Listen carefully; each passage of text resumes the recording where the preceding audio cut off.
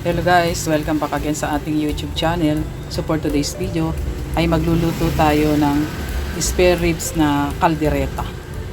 Ito guys, nakapaglagay na tayo ng toyo, pamintang crack. Ayan na nga, nakapaglagay na tayo ng bawang at maglalagay din tayo guys ng sibuyas. At ito guys ay atin siya munang i-marinate kahit mga 30 minutes o hanggang 1 hour. Isisip natin. One eternity later. Ayan guys, ito na yung ating binakod na spare ribs after 1 hour. At ngayon naman guys ay maglalagay na tayo ng mantika sa ating kawali at ipiprito muna natin yung ating carrots at patatas. Mainit na guys yung ating mantika, kaya ilalagay na natin yung ating carrots at patatas. At sasagayin na natin.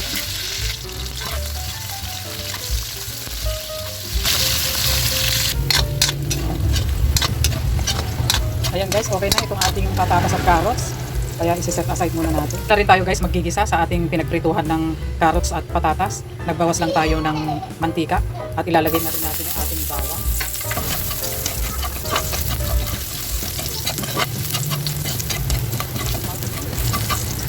Ilagay na rin natin guys itong ating mga sibuyas.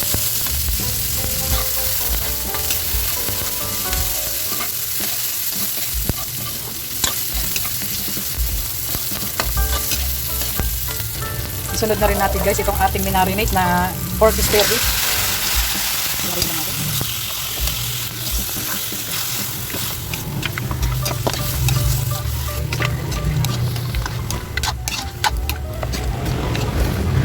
At ito guys ay atin siya munang tatakpan. Halu-haluin lang natin ito guys.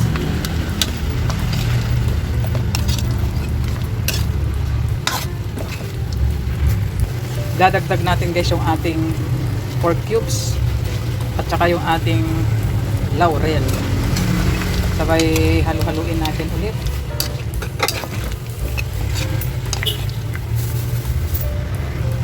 At maglalagay na tayo guys ng tubig na ating pampalambot sa ating spare ribs.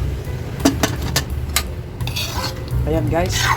At ito guys ay ating siya munang tatakpan.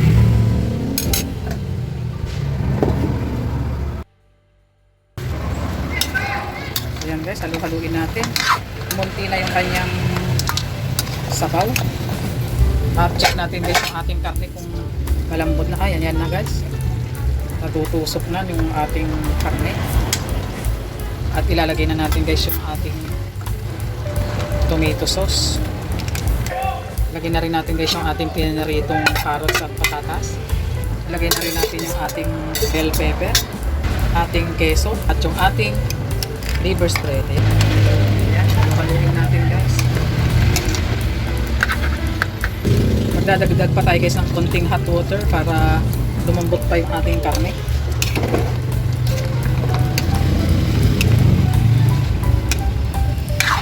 Ayan, at ito guys ay atin siyang tatakpan.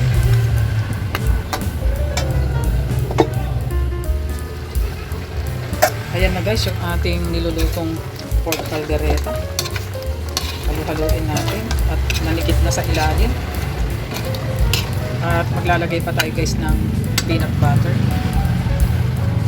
para lumapot yung kanyang sauce.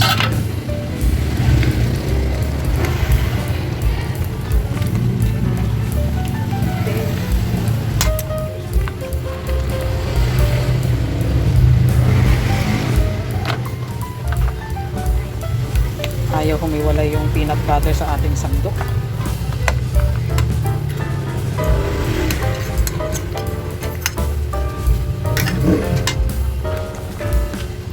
Ayan guys, takpan muna natin ito para matunaw yung ating peanut butter at naninikit talaga sa ating kawali. Ito na guys yung ating nilulutong caldereta. Kalusaw na yung peanut butter na nailagay natin. At ito guys ay luto na din. Kaya ayun na nga guys, it's done na ang ating nilulutong spare ribs caldereta. Kaya thank you for watching and don't forget to subscribe. Bye-bye!